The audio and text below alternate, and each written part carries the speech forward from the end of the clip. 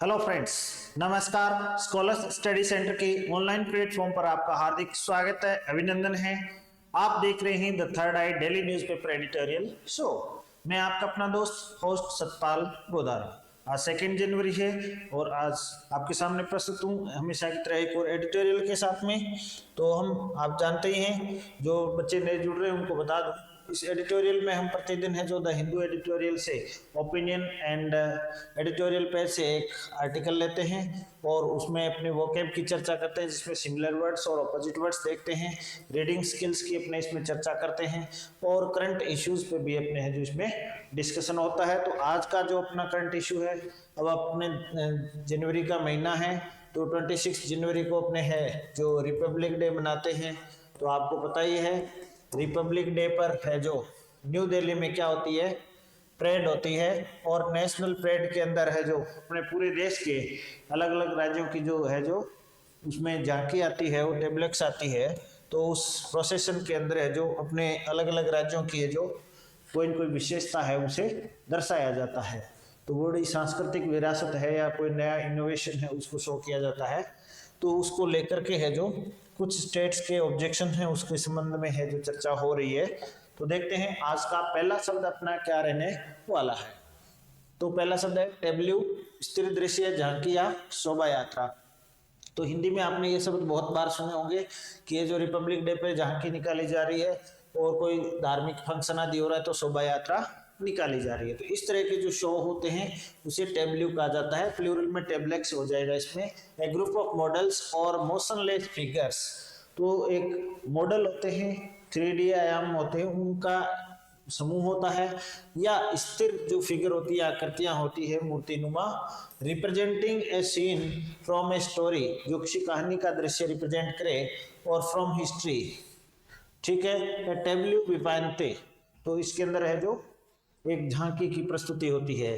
So human representation या portrayal, इसमें है जो ह्यूमन रिप्रेजेंटेशन या पोर्ट्रेल अभिव्यक्ति भी होता है, या रिस्पेक्ट या एक्सक्लूड करना इसका इंटोनिम हो गया। The house are grouped together in a charming table. तो हाउसेज है जो एक आकर्षक है जो घरों की झांकी के रूप में प्रस्तुत किए गए हैं। तो ये इसका है जो आपके पहला शब्द हुआ। दूसरा आपने देखते हैं पेट्रियोटिज्म, देशभक्ति या राष्ट्र प्रेम, नेशनलिज्म। तो लॉयलिज्म और नेशनलिज्म राष्ट्रवाद है या राष्ट्र प्रेम है। तो ये आपके इसमें एंटोनिम हो गया इसका राष्ट्रवाद, नेशनलिज्म। ट्रेचरी या बेट्रायल, देशद्रोह है जो इसके अंदर देशद्रोह या धोखा करना, देश के साथ है जो विश्वासघात करना, इसका एंटोनिम हो जाएगा। Love and learn is stronger than patriotism. देशभक्ति से भी ज्यादा क्या है, प्रेम है, वो क्या है, ज्यादा स्ट्रॉन्गर है, मजबूत है। वो बिल्कुल ये सही बात भी है, कहा भी गया है, ढाई अक्षर प्रेम का पढ़े सो पंडित होए। तो तीसरा शब्द आ रहा है अपने पास, है वो इंपेरियलिज्म। इंपेरियलिज्म है वो है साम्राज्यवाद। तो इंपेरियलिज्म यानी नाउन है ये, साम्राज्यवाद आप जानते हैं इंग्लैंड है। तो इंग्लैंड ने क्या किया, एक छोटा सा कंट्री है, इस साम्राज्यवाद के बलबूते पर उसने दुनिया के अधिकांश देशों पर राज किया। A system in which country rules other countries, एक ऐसी व्यवस्था जिसमें एक देश दूसरों पर शासन करता है। Sometimes having used force to get power over them, कई बार उन पर सत्ता प्राप्त करने के लिए वो बल प्रयोग भी करता है, यानी सैन्य ताकत का भी प्रयोग करता है। जो एग्रेशन या मिलिट्रिज्म, तो सैन्यवाद है जो भी इसमें आता है, आक्रमण करके दूसरे देशों की जगह को हड़पना इंपेरियलिज्म कहलाता है। लिबरल या नॉन इंटरफेरेंस, तो हस्तक्षेप करना, क्या है, हस्तक्षेप करना दूसरे के अंदर है जो लेसेज फेयर रहना, लेसेज फेयर होना, लिबरल होना, दूसरों के प्रति उदार होना, इसका एंटोनिम हो सकता है। So the empire ranges over the confused legacy of British imperialism. तो पूरा जो एम्पायर है, साम्राज्य है की जो रेंज है वो पूरी क्या है, कंफ्यूज्ड है इस बात को लेकर के कि ब्रिटिश जो साम्राज्यवाद थी उसकी है जो क्या सौगात रही है, लेगेसी रही है, नेक्स्ट जस्टिफिएबल, जस्टिफिएबल जो तर्कयुक्त हो, न्यायोचित हो, रीजनेबल हो। एडजेक्टिव है न्यायोचित, तर्कसंगत, जिसे जस्टिफाई किया जा सके। So that you can accept, उसे स्वीकार कर सकते हो, because there is a good reason for it, क्योंकि इसके लिए एक अच्छा वैध कारण है। सो वैलिड और रीजनेबल। सो इक्विटेबल और जुडिशियस, तो न्यायोचित, जिसे जस्टिफाई किया जा सके, सिनोनिम हो गए। अनजस्टिफिएबल या इनडिफेंसिबल, जिसकी डिफेंस नहीं की जा सके या जिसको जस्टिफाई नहीं किया जा सके, ये इसके एंटोनिम हो जाएंगे। So her actions were quite justifiable in the circumstances, तो दी गई परिस्थितियों में उसके जो एक्शंस थे, उसके जो कार्य थे, वो क्या थे, न्यायोचित थे, तर्कसंगत थे, तो हमें उस पर कोई आपत्ति नहीं होनी चाहिए। नेक्स्ट चलिए जी, अब आया अपना article Parade of Unity on the need for more objectivity in the selection of tablets for the Republic Day Parade। तो सबसे पहले मैं आपके लिए ये पूरा प्रस्तुत कर देता हूँ, साइड में होता हूँ। आप अपने इसको है जो अच्छी तरह से है जो पॉज कर लें, स्क्रीनशॉट ले लें इसका, और पूरा शुरू से एंड तक पढ़ें। इसके बाद में आपको क्या करना है, ये जो सेकंड पैराग्राफ है इसको पढ़िएगा।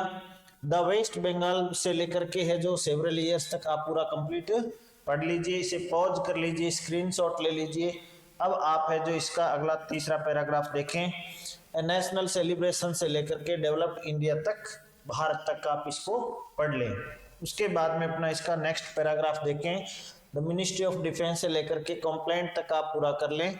उसके बाद में इसको पूरा नेक्स्ट स्लाइड है इसको देखें, ठीक है, कंप्लीट हो गया। तो ये तीनों चारों स्लाइड है जो आपको ढंग से देखनी है। और उसके बाद में अपने इसको, अब मैं वापस चलता हूँ स्टार्टिंग में, ठीक है। तो यहाँ पर अपने को देखना है, तो यूनिटी की परेड है, एकता की जो परेड है। आप रिपब्लिक डे, गणतंत्र दिवस 26 जनवरी के दिन हमारे दिल्ली के अंदर है, ये परेड होती है राजपथ पे। On the need for more objectivity in the selection of tablets for the Republic day parade, तो हमें क्या ज्यादा ऑब्जेक्टिविटी रखनी पड़ेगी। तो एक है जो निष्पक्ष नजरिया रखना होगा। तो इस परेड में कौन कौन शामिल हो सकता है, यानी किस किस राज्य की कौन सी झांकी शामिल होगी। So political partisanship has no place on Republic Day, तो गणतंत्र दिवस पर, रिपब्लिक डे है, गणतंत्र दिवस पर है जो हम कोई भी काम करते हैं तो उसमें राजनीतिक जो दल की भावना है, जो दलगत राजनीति की भावना है, फैक्शनिज्म है, पॉलिटिकल फैक्शनिज्म है, गुटबाजी है, उसका कोई स्थान नहीं है गणतंत्र दिवस में, ये क्योंकि पूरे देश का फंक्शन होता है। So tableaux proposals by the opposition ruled states of Delhi, Punjab and West Bengal are among those that have not qualified for the Republic Day Parade this year on January 26, leading to the allegations of partisanship। अब देखो partisanship होता है राजनीतिक भेदभाव। तो जो झांकियों के जो प्रस्ताव है, टेबल का मतलब होता है झांकी, तो जो झांकियों के जो प्रस्ताव है रिपब्लिक डे परेड में, तो विपक्षी दलों के जो शासित राज्य हैं, जैसे दिल्ली है जहां आम आदमी पार्टी की सरकार है, पंजाब है और अपने वेस्ट बंगाल है, पश्चिम बंगाल ममता दीदी जी का, तो ये उन राज्यों में से हैं जिनकी झांकियां हैं जो रिपब्लिक डे परेड के लिए क्वालिफाई नहीं कर पाई हैं। So republic day parade this year on January 26, जो कि 26 जनवरी को होने वाला है। लीडिंग टू एलिगेशंस, और इनसे वो आरोप लगे हैं, allegations of partisanship.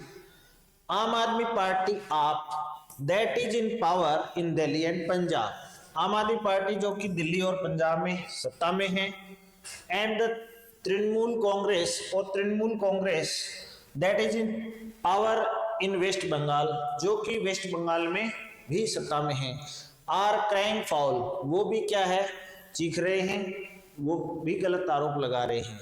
Delhi had propose showcasing it's, Delhi ने अपने जो शोकेस करना यानी डिस्प्ले करने का प्रस्ताव दिया, क्या, it's school education and health services. Delhi सरकार ने कहा कि वो रिपब्लिक डे परेड में है तो स्कूल शिक्षा है और स्वास्थ्य सेवाएं हैं, उनको शोकेस करना चाहती है। And the Punjab government had plans to exhibit the state's heritage, और पंजाब सरकार की योजना है कि वो अपनी विरासत को, हेरिटेज का मतलब होता है विरासत, तो वो अपनी विरासत को शोकेस करना चाहती है। एग्जिबिट करना यानी प्रदर्शित करना है। तो प्रदर्शित करने का मतलब हुआ डिस्प्ले करना, एग्जिबिट करना। तो पब्लिकली डिस्प्ले करना, एग्जिबिट करना होता है। तो वो एग्जिबिट करना चाहती है at the history of its martyrs, martyrs शहीद, और वो अपने शहीदों का है जो क्या करना चाहती है, इतिहास दर्शाना चाहती है। फॉर इंडियाज नेशनल मूवमेंट, कि पंजाब के जो शहीद थे और उन्होंने जो देश के राष्ट्रीय जो आंदोलन में क्या क्या योगदान दिया। तो ये तीनों सरकारों ने अपने अपने प्रस्ताव बताए। तो इस पर है जो सिलेक्शन कमेटी का क्या निर्णय रहा, देखते हैं। The West Bengal proposal was to display the Kanyashree project. अब पश्चिम बंगाल सरकार की योजना थी कि वो कन्याश्री योजना है उसको है जो प्रस्तावित कर रही थी, that serves girls in the states, और इसके माध्यम से वो जो राज्य में लड़कियों की सेवा करते हैं। So similar proposals by Delhi and West Bengal have been rejected. तो इसी तरह के जो प्रस्ताव थे वेस्ट बंगाल और दिल्ली के, वो भी रिजेक्ट कर दिए गए अर्लियर टू, पहले भी। So in the case of Delhi, Delhi के मामले में its proposals have been turned down. Turn down का मतलब होता है रिजेक्ट कर देना। टर्न डाउन यानी रिजेक्ट कर देना, इनकार कर देना। तो दिल्ली के मामले में इसके प्रस्ताव है वे टर्न डाउन कर दिए गए फॉर 3 consecutive years। तो 3 साल लगातार, कंसिक्यूटिव लगातार, कंसिक्यूटिव का मतलब होता है लगातार, कंटिन्यूली। तो लगातार 3 सालों से दिल्ली के प्रस्ताव रिजेक्ट हो रहे हैं। In 2022 Tamil Nadu tableau which was themed on the states role in a national movement.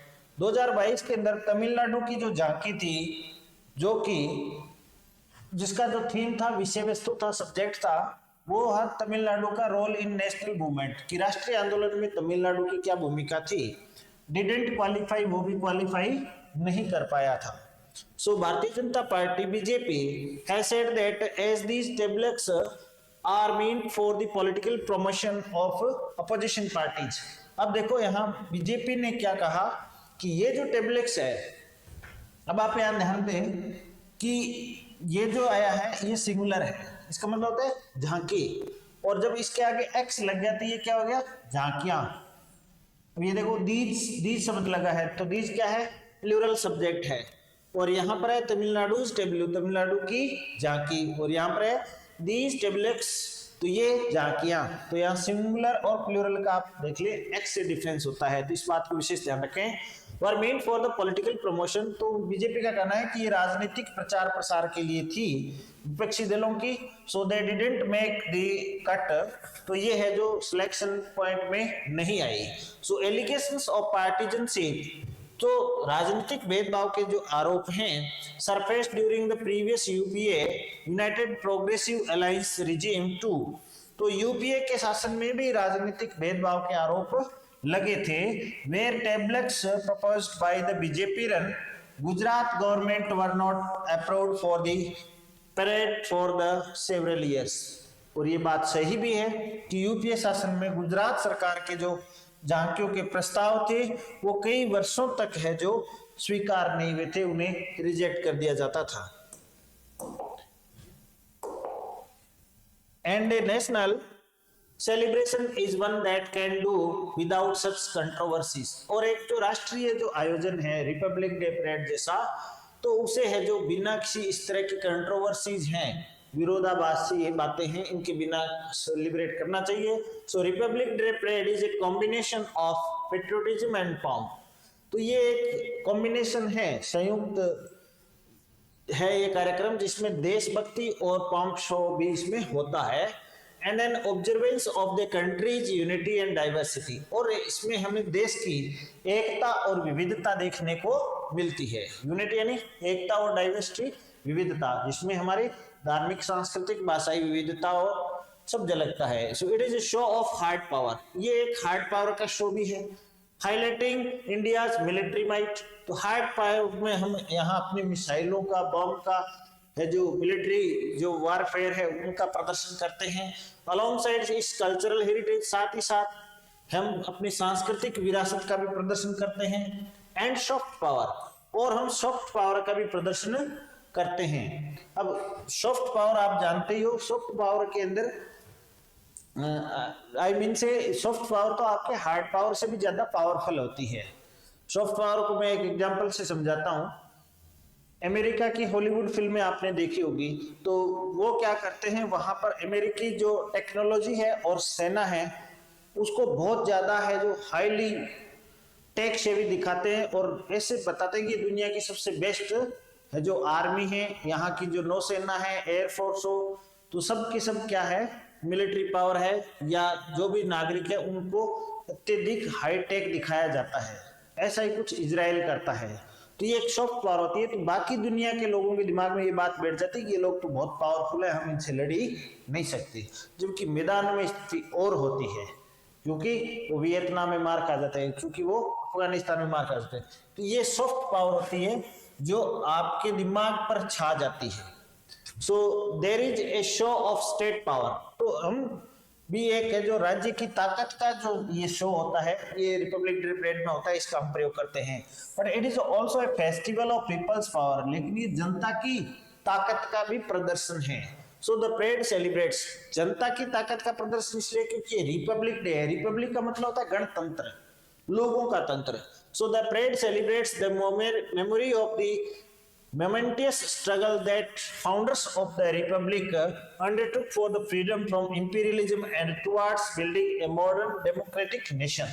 Yes, तो इसमें एक याददाश्त है, हमारे उन यादगार पलों को हम याद करते हैं जब हमारे रिपब्लिक गणतंत्र की स्थापना के लिए जो इसके फाउंडर्स थे उन्होंने जो संघर्ष किया था कि हमने साम्राज्यवाद से छुटकारा पाया और हम है जो एक आधुनिक लोकतांत्रिक राष्ट्र के निर्माण में आगे बढ़े। So the theme of the 2024 Republic day is, अब 2024 के जो रिपब्लिक डे की थीम है, ये आपके जीके का क्वेश्चन भी बनता है। क्या थीम है 2024 के गणतंत्र दिवस की? मदर ऑफ डेमोक्रेसी, कि India mother of democracy, Bharat है जो लोकतंत्र की जननी है, ये इसकी थीम है। ध्यान रखना कि 2000 रिपब्लिक डे 2024 के गणतंत्र दिवस 2024 की विषय वस्तु क्या थी, क्या है, तो क्या हम पहले India, Bharat mother of democracy, Bharat है जो गणतंत्र की जननी है, और दूसरा है विकसित भारत, डेवलप्ड इंडिया, तो विकसित भारत है जो इसका एक थीम है। तो दो थीम को लेकर के चलेंगे कि हम एक तो डेमोक्रेसी के जन्मदाता हैं और दूसरा भारत को में 2047 तक विकसित बनाना है। तो इस थीम को लेकर के ये कार्यक्रम रखा गया है। तो Ministry of Defense has an elaborate screening mechanism that selects participants for the parade. अब इस परेड के लिए जो टेबलू आती है, झांकी आती है, उसका सिलेक्शन कौन करता है? तो रक्षा मंत्रालय करता है। और ये एक बहुत ही एलिब्रेट सुविचारित स्क्रीनिंग, इसकी छंटनी का एक तंत्र मैकेनिज्म बना हुआ है। तो ये जो तंत्र है वो स्क्रीनिंग का छंटनी करने का मैकेनिज्म है, ये बहुत ही एलिब्रेट है, सुविचारित है, और ये रक्षा मंत्रालय करता है जो कि पार्टिसिपेंट्स का सिलेक्शन करता है। So a committee of distinguished persons drawn from various fields. अब एक कमेटी होती है जिसमें विशिष्ट, अति विशिष्ट, डिस्टिंग्विश्ड होता है अति विशिष्ट, बहुत ही अति विशिष्ट लोगों की एक है जो कमेटी होती है, वो अलग अलग क्षेत्रों के लोग होते हैं और वो प्रपोजल्स को स्क्रीन करता है फ्रॉम स्टेट्स एंड ऑर्गेनाइजेशंस, जिसमें राज्य और अलग अलग संगठनों की, सरकारी विभागों की झांकियां भी होती है। So visual appeal, impact on the message, theme and degree of detailing, music and involvement of local artists are the key deciding factors in the selection of a tableau.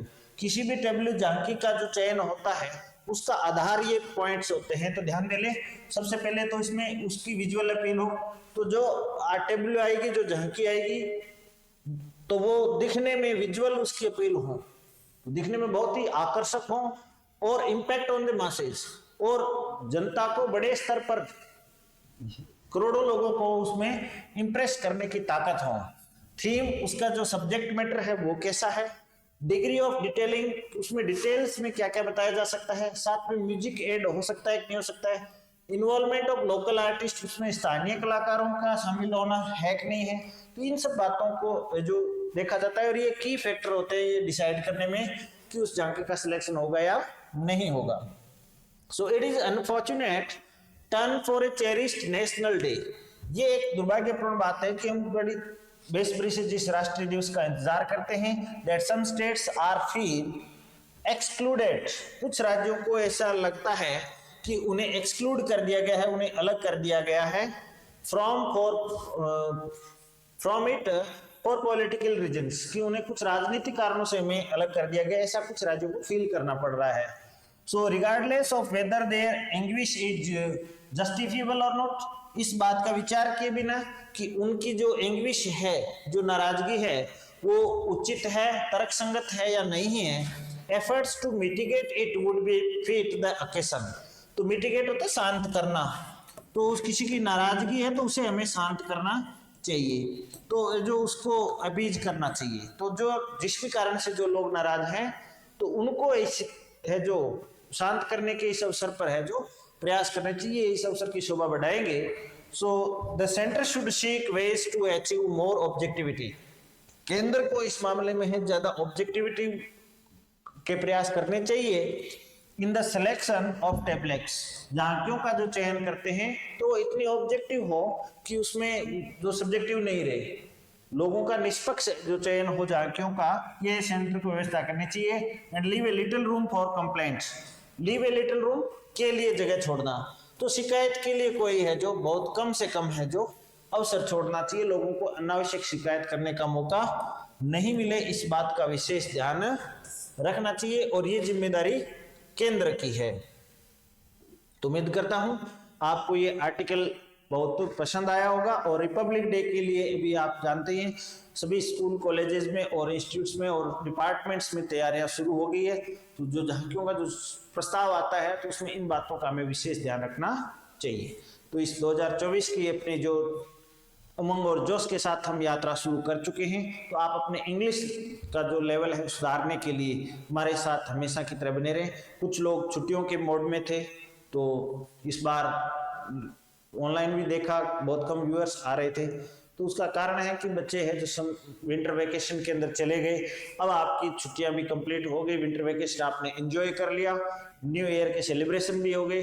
अब प्लीज अपनी पढ़ाई को रिज्यूम कर दीजिए और जो पीछे की क्लासेज आपकी मिस हो गई है तो उन्हें वापस जाकर के आप जो प्ले लिस्ट में देख ले, प्ले लिस्ट में अपने 85 प्लस वीडियोज हो चुके हैं, तो ये इतने 85 प्लस क्लासेज हैं, इन सबको अच्छी तरह से देखें, रिवाइज करें और आगे से इसको कंटिन्यू बनाए रखें और अपने इंग्लिश लैंग्वेज में और निखार लाते रहें। और अपनी सीजीएल की, एसएससी की जो भी एग्जाम है या कोई अन्य है जिसमें इंग्लिश एक सब्जेक्ट है, तो उसके लिए अपने आप को पूरी तरह से तैयार रखें और अपनी सफलता सुनिश्चित करें। हम स्कॉलर्स परिवार आपकी सहायता के लिए हमेशा हाजिर हैं, क्योंकि आपकी सफलता ही हमारी पहली प्राथमिकता है।